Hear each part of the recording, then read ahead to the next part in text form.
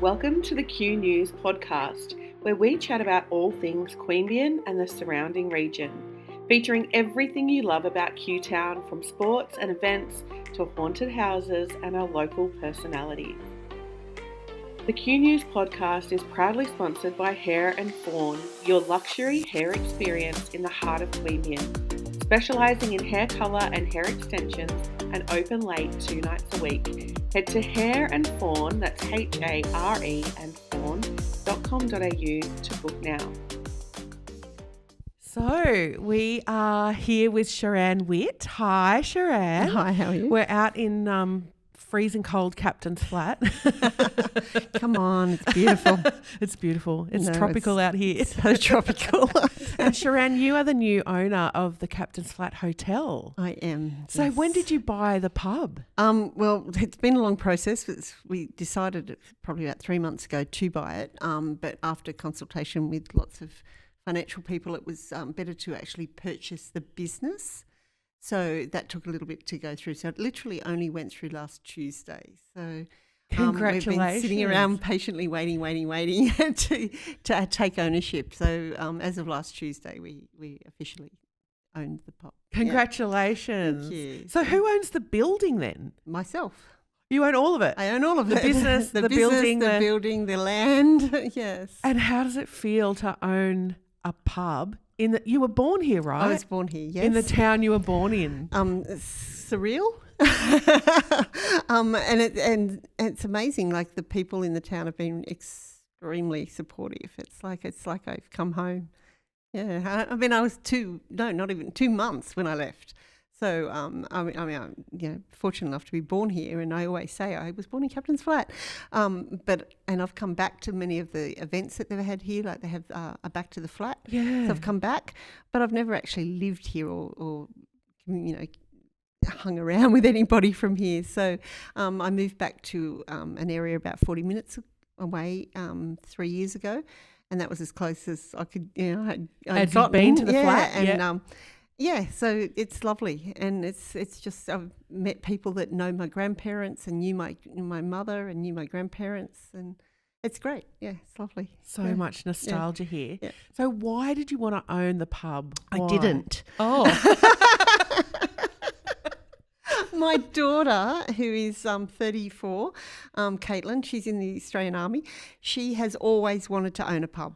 Always. Oh. And they grew up in a little town called Berrydale down towards Jindabyne, and that was our Friday night thing. So the kids grew up there, and she's always said, "Oh, Mum, I'd love to let my kids grow up in that sort of environment. I want to buy a pub." So every time she tried to buy the Berrydale pub a few times, she actually tried to buy this pub when Tracy and Greg, the previous owners, bought it, but she had enough equity but not enough cash deposit. Yeah. So she was a little bit short. So when it came up for sale, she was like, Mum, pub's for sale. Oh, yeah, big deal. And then, unfortunately, my husband and myself are separated, and I needed somewhere to live, and I was going to live with her. And she said, "Mum, the pub's for sale. You should buy the pub and live in the pub." I said, "I don't want to live in a pub." Anyway, she continued, and then she rang up, Mum, the owners are going to vendor finance. You could buy that. You'd have somewhere to live. You'd have a job, blah, blah, blah. I was like, "Oh, for goodness sake, Caitlin, I'll ring up." So I rang Tracy up. By the time I hung up the phone, I had bought a pub. Amazing. So I was like, "Oh my God, I own a pub." And then she went off and had a baby, and she's not even here. So now I live and own a pub. Live in a pub and own a pub. So you actually live on site? I live on site. Is there yes. like a little granny flat or a house? There's 24 rooms upstairs in total and 4 bathrooms. One end is a manager's quarters, which is where my chef is living, that would be ideally where the owner would live. But at the other end, there are 5 really beautiful rooms which used to be rented out for, as accommodation rooms. And I went, I have to live here so I can give up a few rooms. So I literally gave up 5 rooms of accommodation, and that's my flat. So I have a room, my daughter has a room, then there's 3 other rooms for my grandchildren to come and visit, and a bathroom and things like that. And eventually one of the rooms will turn into like a little lounge room. And so we live here. It will be home. So it'll be my home. So I've got a really big kitchen downstairs with lots of food, so I'm fine. And lots of drinks on tap, which is, if you ever need a wine, I'm fine for a wine. Yes. So let's go back to the history of the pub. What year was it built? It was, I believe, I always thought it was 1937, but apparently when you Google lots of it varies, but the main consensus is 1938 that it was established. Yeah. And was there a mine going here at that time? There's the mine has been and gone and been and gone. They call it the town that never dies. So it just kept coming back. But the actual mine did close in March of 1962. That was the final time. So the month after I was born. Now everyone knows how old I am. Yep. You just gave that away. I did. That's okay. So there was copper. I think it was copper, zinc and lead, but they also mined enough gold, and the story is that there was enough gold mined to pay the wages. So that's how much gold they got out of the area. That would cover the wages every week for the rest of the mining. Wow. Area. So at the moment they're doing some mitigation work, because obviously back in 1962 mines just closed and nobody cared about the environment or anything. So now the government has granted money to have all that sort of stuff, and, have it all locked up and made sure, because there's a bit of a lead issue in the town. Yeah, right. Got it. Our grandfather, Ken Winchester, worked at the mine, and so we grew up hearing all the Captain's Flat and mining stories. So the pub was obviously built to cater for the thirsty miners who finished work, and clearly for only men. And it's got one female toilet in the whole place. Really? So downstairs is a very big issue with that. You can clearly see it was a man's pub. Yeah, hence the frosted windows, I believe. That's the story. Oh. Then the wives couldn't find their husbands. So the windows are frosted, so the women couldn't look in. Isn't that a story? I love it. I love it. They're even frosted up here on the top level. Yeah, I'm not sure about that reason, but maybe just for consistency. But that's it. I actually don't like the frosted windows up here. As I make money, if I make money, I will change them all over to clear, because I think nothing worse than not being able to look out at a view. So and it's beautiful outside. It is beautiful outside. Yeah. So like I know I get up in the morning in my room and I pull the blinds up and go, oh, nothing to look at.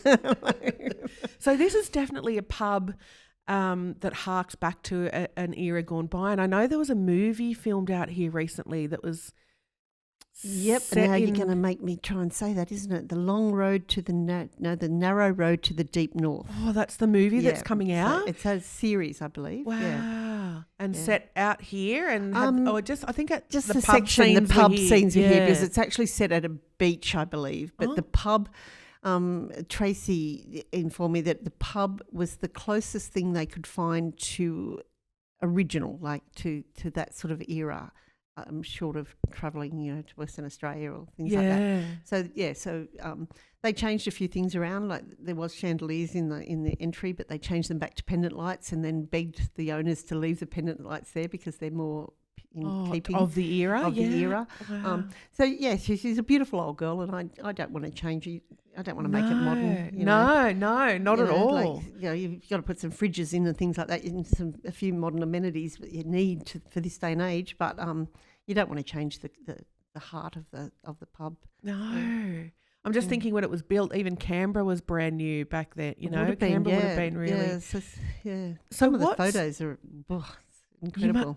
Did the pub come with a lot of photos? Yeah, I found them the other day. Yeah, of events that had been here. Not so much. Yeah, just like there's some pictures of when the town was built and when the mines were there, and there's just two or three scattered houses. There's one of the pub with all these sheep walking past all the front of the pub.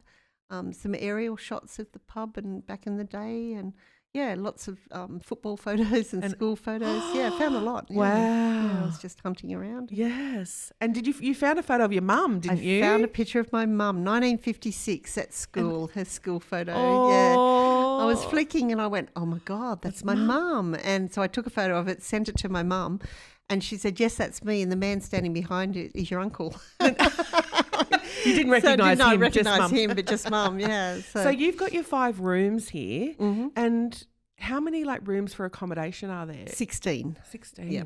So and shared bathroom facilities, shared as bathroom it was facility, back in the day. In the old days. That is what it is. Unfortunately, you can't do too much about it. That's right. And how are you going to bring the old girl back to life?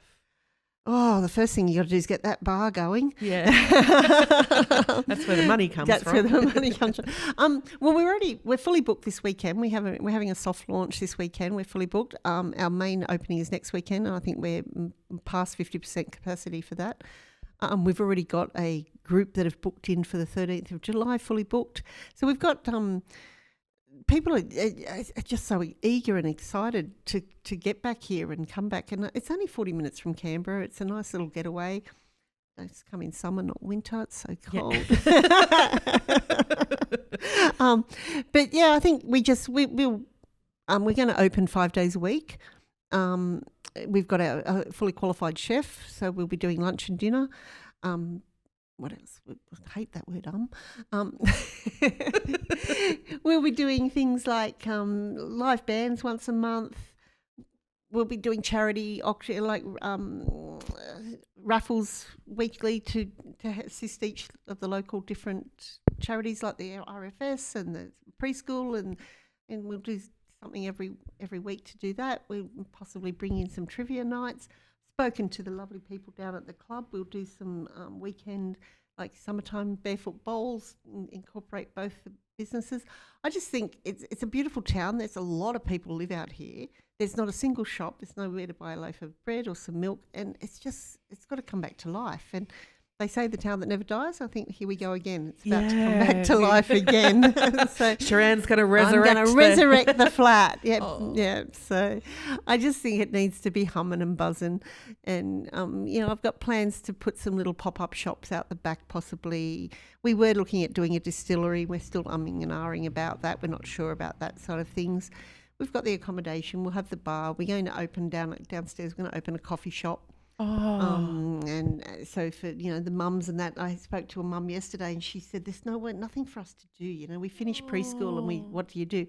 She said if there was a coffee shop where the kids could play, we're going to put fencing across the front so that the whole backyard will be kid friendly. Coffee and cake, and be able to come in. The ladies in the town when their hubbies are at work can all come and meet and have a coffee and a sit down and a chat and a sandwich for lunch. A real little hub for the community. Yeah, I love this. So this is our plans. Yeah, it's amazing. Just hope they all take off. I think they will. We're pretty well. Absolutely. You've got the support of the locals. Absolutely. And as you say, people, it's not far from Canberra. No. So if I came and stay, what else is there to do in Captain's Flat? There is a heritage walk. There is not far from here. There's a thing called the water wheel, which is like a nice park area. Apparently, that's quite beautiful. If you've got little children, there's like a little fairy garden and things like that there. I believe that there is fishing. I haven't done that. I'm not a fisher person.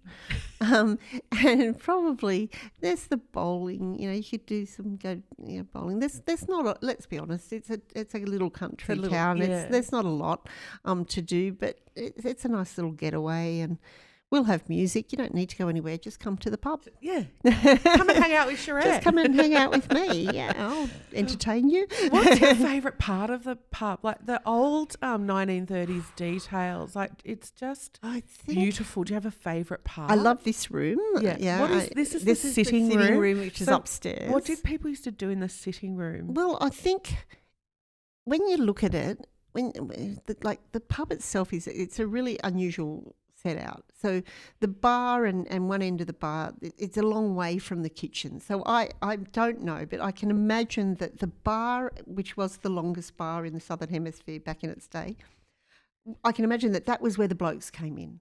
They came in and they had their beer and everything.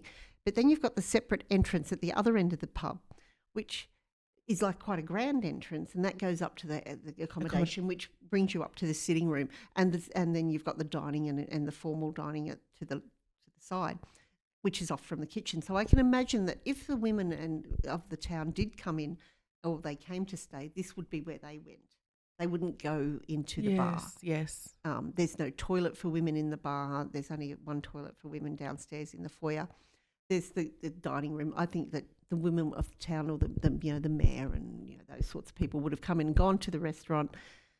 And if they stayed, if you had travellers coming through, this would have been where the ladies went. Where they retired to in the day. Yes. You know who would know all this? My nan, Maureen Winchester. Yes, well, my grandma, my nan next. who lived here, who was the cook, would have known, except that she's not with us anymore, sadly. But my mum lived here and when she went to school. So Mum lived down the hallway here, just behind us. And she had her room and Nan had her room. So she'll be here tonight. Oh. And so she hasn't been back since she moved out of it when she was little, so like 60 years ago. So she's getting very excited to come tonight. Oh. And she said, I wonder if my room's still there. I said, Mum, I don't think they've rebuilt the pub. I'm pretty sure the same room is still there. So, but the previous owners, Tracy and Greg, did they do, what modernisation did they do? None, they didn't modernise it. They restored.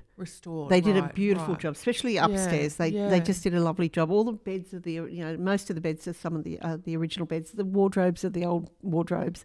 The bedside tables are the old bedside tables. So they, when you're in the office, you can find there's a lot of booklets about the furniture of the era. So they've obviously very carefully and meticulously checked and made sure that they could try and find as much as they could.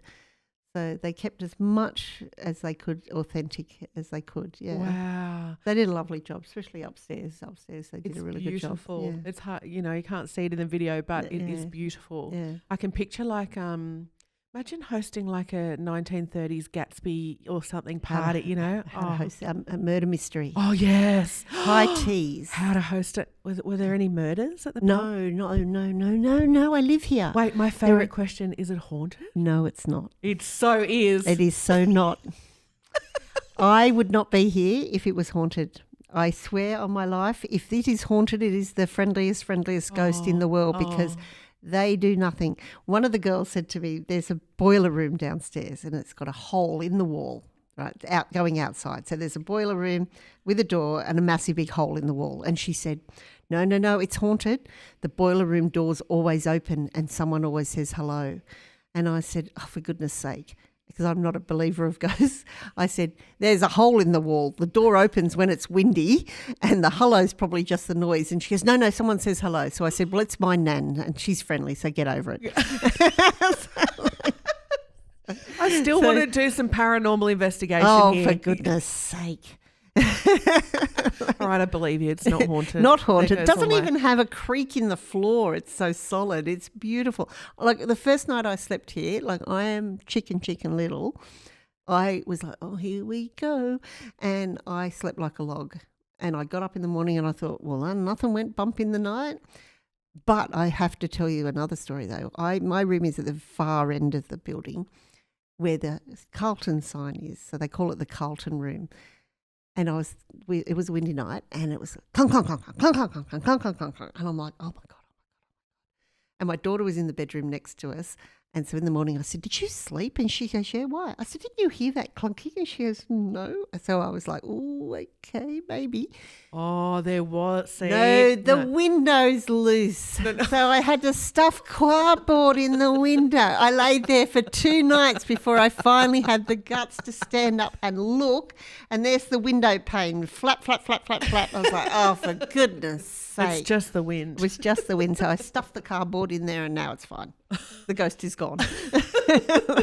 It's a miracle. Yeah, miracle, disappeared. Exorcism, just like that. All right, so just to recap the history, you were born in the flat. But before that, your mother and grandmother stayed at the pub for a while. My grandmother was the cook at the pub and my mother lived here. My grandparents owned, my father's parents owned the butcher shop across and up the hill, up where the shops were up the street. And my father my mum went to school here, but my father went to Canberra Grammar. Oh. He said they were a bit posh. Yes, they're a little bit posh.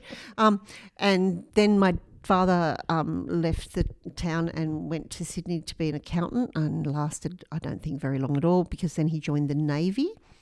In the meantime, my mother had gotten older, had a friend that was dating my father, and she didn't want to date him anymore and said, here, you can write to him. So my mother started writing to him. My God.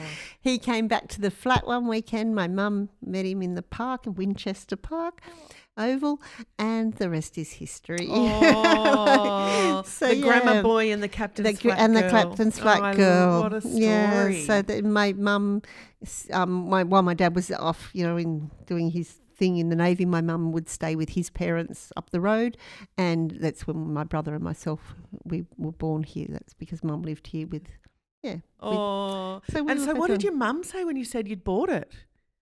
Oh, really? What would you do that for? Oh. I thought she was going to be like over the moon. No. Back to my... No, and it was really funny because my stepmother, because my parents separate, it's like runs in the family, my stepmother rang my stepsister and said, you're not going to believe what your stupid stepsister's done this time. And Jo goes, what's she done? And she goes, she's bought a pub. And she said, what? She bought the Captain's Flat pub. And my stepsister said, oh, my God, I wish I had the same guts as she's got. Anyway, she came down. She's fallen in love with it. She's selling up and she's moving here to live with me. Oh, fabulous. Oh, amazing. I love this. So she was like, oh, I don't know why Mum thought this was a bad idea. This is the best thing you've ever done, Sharanne. Wow. Yes, I agree. And my other sister said, Sharanne, every time your life falls apart, you reinvent yourself, and I'm writing a book. I'm definitely writing a book. So, congratulations. And everyone from Canberra and Queanbeyan and the whole region, come to the pub, come and stay, come and have a great meal, come and do the heritage walk. Absolutely. And I definitely want to take my baby girl to the ferry area. The ferry area. Yeah. I want to take my granddaughters out there. Yes, little Tully and Sammy and Molly. Yes. Gorgeous. So come to the pub. Come and say hi to me. Come to the long bar. Come to the long bar. Is it still the longest bar? No, it's not. Oh. Now, I don't know how true this story is. I'm good for stories, aren't I? I've always got a story. That's why you should come. I believe, and I've read some letters in the archives that I found downstairs, that there was somebody that was kicked out of the pub for being drunk, came back with an axe and attacked the end of the bar. Therefore, they had to then remove that end of the bar, and you can see where the old bar was. You can see it in the floor, and they've had to shorten it, which then made it shorter. It lost its record because of that one. I believe that's angry miner, probably. The other thing that it can do is you can balance a glass in the corner of the walls downstairs. That's only when the ghost is here, apparently, though. So you can get a glass beer, and there's photos downstairs, and you push it into the corner. And I don't know what you do, but you rub it, and you can see all the scratch marks on all the walls. And you rub the glass until it stays, and you move your hand, and the glass stays in the corner with your beer in it. This is some freaky portal type. I am yet to see it, and I'm actually very excited for the bar to open next week and the locals to come in and me say, here's all the glasses, guys, go for it, because I want to see it done. Yeah, I've seen photos, I've heard the story, it's in, you can Google it, but I want to see it. Yeah, so we're very excited. And there was the previous owners removed the carpet, which I can imagine it stunk and it was horrible. So they stopped it happening because obviously if the glass fell, it would smash. We've just put the carpet back in. We've just re-carpeted the whole bar, and we've gone, yes, we can do it. We can do it now. We can do it.